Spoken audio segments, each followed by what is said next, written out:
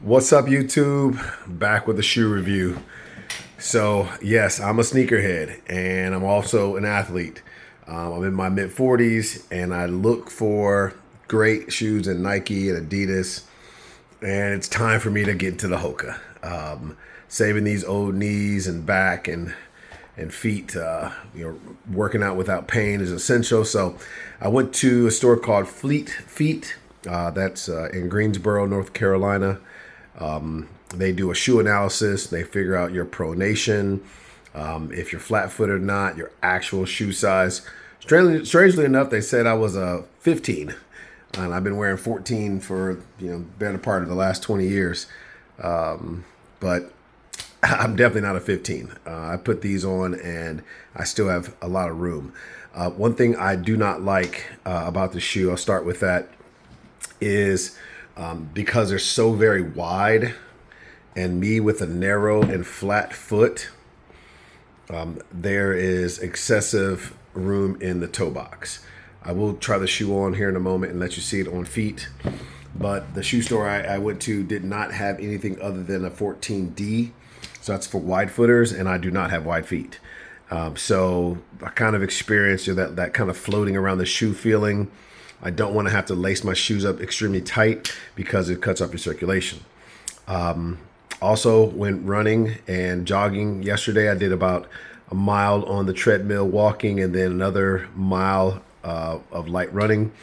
And with flat feet, the lateral side of my foot will push out. So I'll show you here.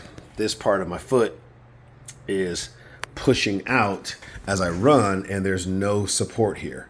So literally after 5 minutes of running and stopping to see how I felt that pain on both sides. So it wasn't just like one foot was compensating.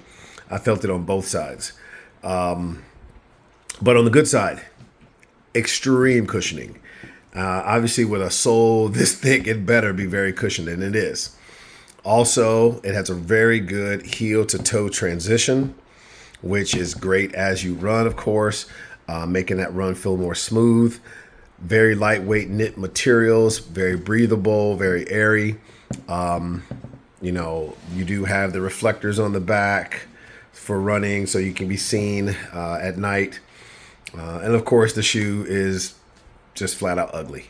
There's no getting around how ugly it is. However, I think that this shoe would be great for those people who go through the full analysis. And if you do have a pretty good arch or a wide foot, these would be perfect.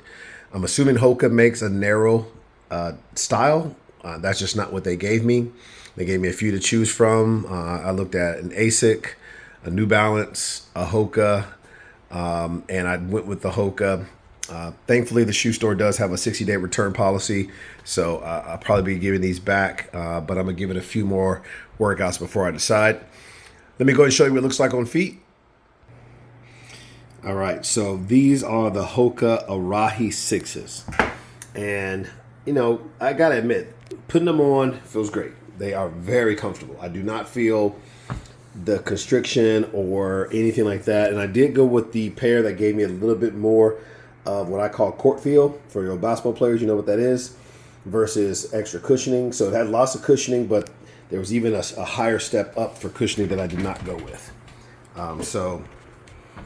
These are very wide, as I mentioned, in the toe box. It's definitely a tall shoe. Everyone says it makes me look a little bit taller.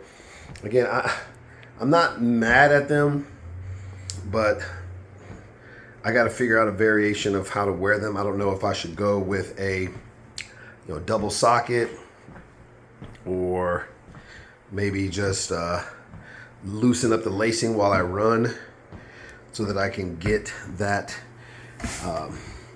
great feel. But again, as running shoes go, as the Hoka brand goes, people are in love with them. I'm giving them a shot, and I don't know. We'll see how it goes, man. But right now, it's a no. If I will just make a decision today, but again, I'm going to give it throughout the week, working out each day, and make a final decision. So, Hoka Arahi 6s. If you can find a narrow a shoe in the Hoka brand, let me know, because I'm not sure which one to get. This is what the shoe store recommended. And yeah, thanks for watching.